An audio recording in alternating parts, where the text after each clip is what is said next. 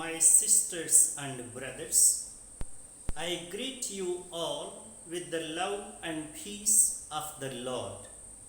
I invite you to meditate together with me on the Holy Word of God of 3rd July 2021.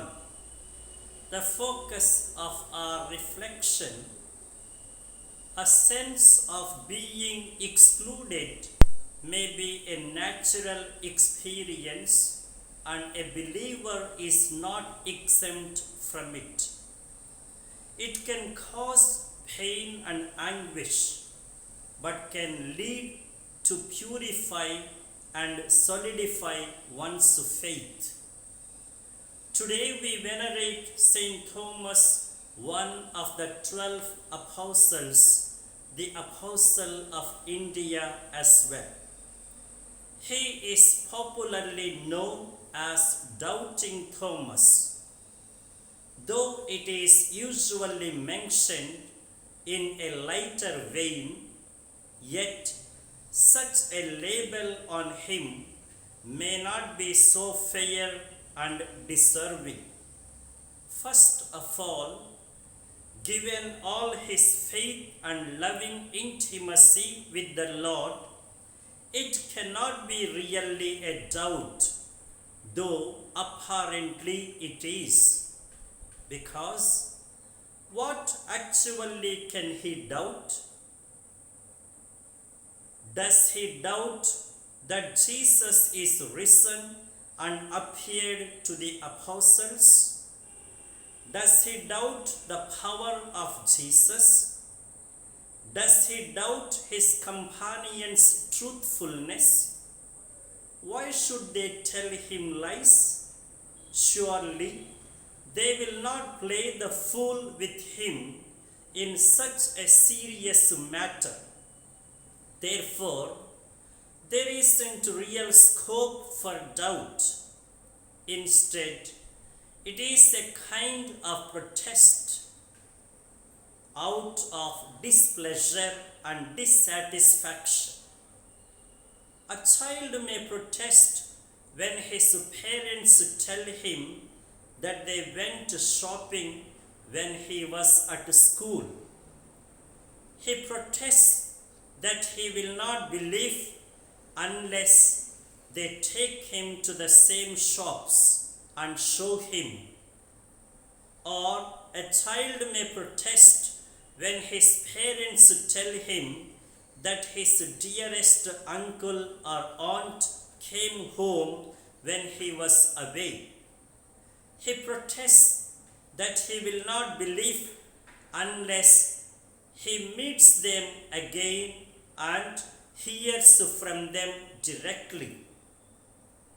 It is no doubt but an expression of dissatisfaction, a saddening feeling of missing something very important. Similar must be the disappointment and frustration of Thomas. He comes home still under the painful spell of the death and separation of his beloved master. And behold, his companions excitedly report that the risen Lord appeared to them. His sadness turns into annoyance. In all simple human thinking, he must have thought and felt, "This is not fair. The Lord knows me well. He knows how much I love him and feel the loss of him. How could he miss me out? How would he exclude me from the joy of meeting him? Does he not care for me? Do I not count for him?" Therefore, behind the surface level doubt, there is deep down a profound belonging and longing for the Lord and an anguish at separation from him and missing him. That is why, when the Lord appears again, his response was a wholehearted attestation of total belonging and surrender, expressed in the statement, "My Lord and my God." It is an expression of inseparable intimacy and unreserved surrender. This encounter of Jesus with Thomas also becomes an occasion of one of the greatest key tenets of faith. Jesus declares, "Blessed are those who do not see me and yet believe." Thereby, it is clear that the inner experiences of seeing and experiencing Jesus are more important than the direct visible experiences. The inner eye of faith enables us to believe that God's grace never excludes us. He would never deprive us of his grace, as we see Cornelius in the first reading from Acts of the Apostles. God's grace embraces Cornelius, a Gentile, as he too believes along with his family. And now the direction and the directive for our life.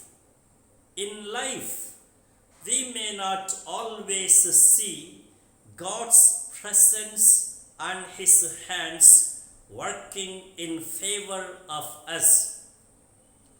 It is in such moments we need to open wide our inner eye of faith to see that he is always there to touch us, grace us, and transform us.